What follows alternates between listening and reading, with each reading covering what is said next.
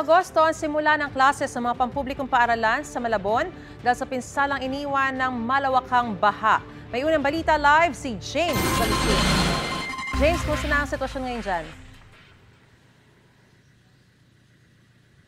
Maris, isa itong Guillermo Sanchez Memorial Elementary School dito sa Malabon sa lubang naapektuhan ng pagbaha noong nakaraang linggo. Nalubog ang mga classroom sa unang palapag, kaya naman maraming mga gamit ang hindi na mapapakinabangan. Problemado si Rosario dahil natangay ng bahang lahat ng bagong school supplies ng kanyang mga anak noong nakaraang linggo. May naisalba mang isang tablet, hindi na rin ito mapakikinabangan. Parang magsisimula ko ulit sa bago, sa umpisa. Hindi ko po alam kung anong gagawin.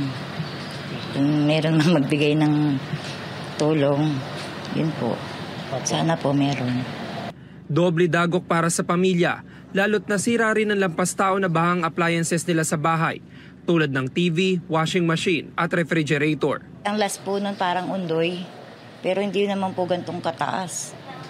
Ito po sobrang taas po talaga. Dahil dati po hanggang dyan lang, baba-baba, tuhod-tuhod lang po.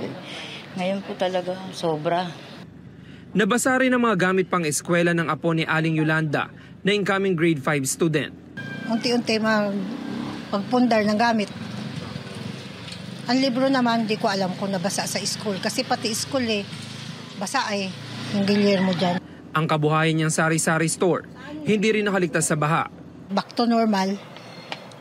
Mag-ano ka uli ng puhunan para lang malagyan. Mga ganon. Ganon lang ang style. Basta lahat ng mga maliliit na item, natangay lahat yun. Mga paninda na mga maliliit na bagay. Ang mga classroom sa unang palapag ng Guillermo Sanchez Memorial Elementary School na nalubog sa baha, nilinis na kahapon ng mga guro at magulang. May mga upuan na nasira at hindi na magagamit. Nabasa rin ang ilang libro at iba pang gamit sa eskwelahan. Dahil sa epekto at pinsalang iniwan ng nagdaang habagat na pinalakas ng bagyo, sa August 5 pa magsisimula ang klase sa 42 pampublikong eskwelahan sa Malabon. Samantala Maris, dito sa labas ng eskwelahan ay puno pa ng putik pero nabawasan na po yan at kailangan panlinisin para naman sa pagbabalik eskwela ng mga estudyante rito sa susunod na linggo. Dito din po sa labas nakita natin yung tambak ng mga basura na nanggaling dun sa paglilinis ng mga magulang at guro lalo na dito sa mga classroom sa unang palapag. At nakita nyo itong bandang nandito sa gitna, yan yung mga upuang kahoy na hindi na talaga mapapakinabangan at itatapon na raw yan. Ngayon naman po umaga, tuloy-tuloy yung pagdating dito ng mga guro at mga magulang at magpapatuloy po nila yung paglilinis dito sa pasilidad ng eskwelahan.